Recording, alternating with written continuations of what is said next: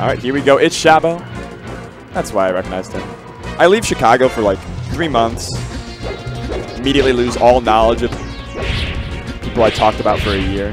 But MrLz immediately opening up on him, getting him on that platform. He was stuck for his entire life and a 0 to death from MrLz.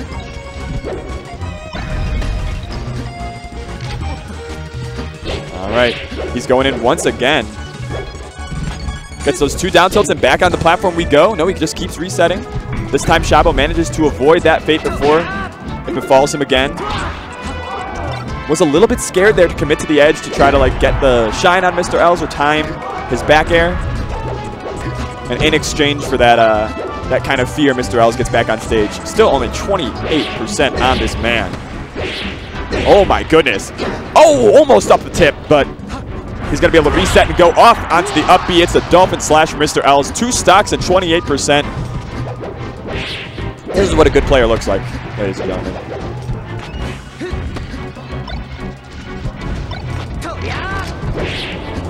I love these falling up airs. He basically catches Shabo drifting a little bit too aggressively towards him.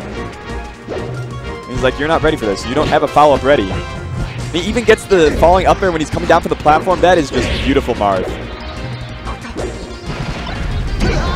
Nice. Shabo, on the other hand, finding his way into that first stock. As Fox now, oh no! Well, now it's just real sad, but Shabo can do it. Every Fox has it in him. They have those moments of brilliance, but maybe not as MrLz resets it. Again, catching Shabo in these situations where he has not found any success. On the platform, on the edge. Basically anywhere within a 2-character radius of MrLz, he's struggling, but... Oh, Jesus. God damn.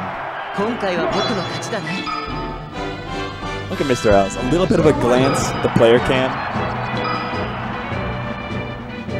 He's not getting any of the infection of the Midwest on him right now. He is ready to... Ooh. Oh, MrLz going for a trip there. Shabo actually with the great start this time. 80% on MrLz. Shabo almost looking as brilliant as Lz himself in that first game. He just needs to close out the stock. Yeah, that's it. And almost 0 to death on him's part as well. 17%. Shabo has it. There's a point. Oh, he just nopes out of there. Get me out, please. But now he gets 2 shines and follows it up. That is 2 stocks for Shabo, who was looking like he was going to get decimated. I was like, is this just going to be another one of those games, you know, where you say Fox has it, but oh, MrLz is not done. All right, we've got something here.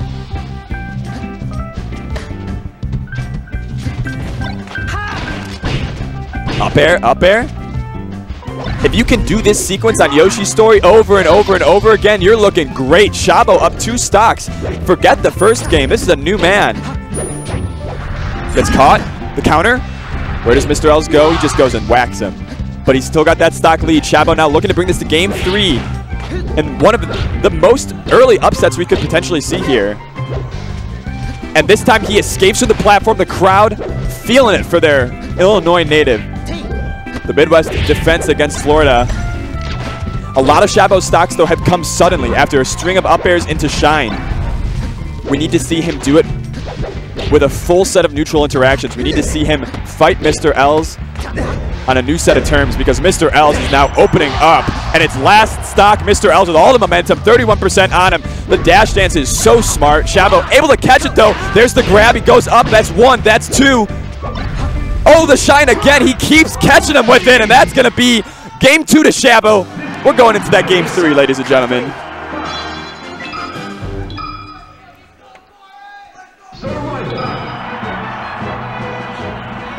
So Shabo basically turned his game around completely. He had that consistent setup against MrLz. The up air, wait, and then shine when MrLz incorrectly uses his resources on the recovery. If MrLz doesn't shape up and go low, or at least force Shabo to make 1-2 more decisions, he's going to be facing the same thing. But you also have to remember that Shabo had a 2-stock lead that became a 1-stock lead. So MrLz definitely is able to open up. But now we know both of these guys have the 0 to death in them. Oh my goodness, but MrLz with the first one, 5%. Shabo has to be able to do it back. If he can't, then this set may be as good as lost. Oh, it begins again. These up airs from MrLz.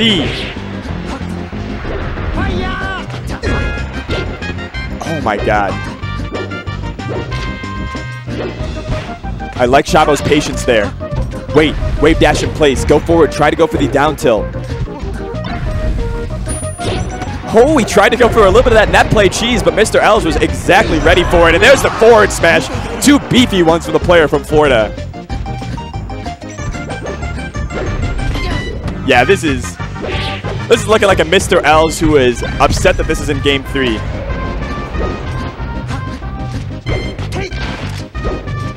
See these grabs going nowhere for Shabo. This is not the Shabo on Yoshi's. And he's going to need to go some kind of Super Saiyan to make a comeback here.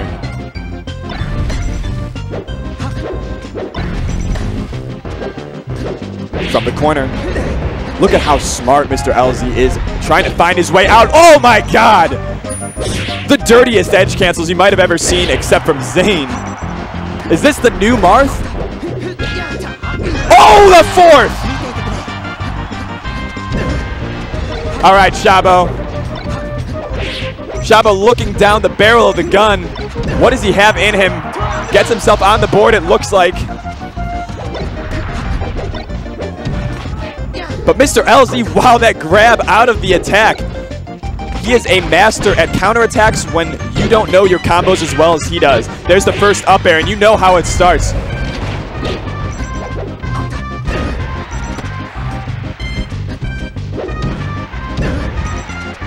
All right, Shabo is cleaned up his gameplay a little bit.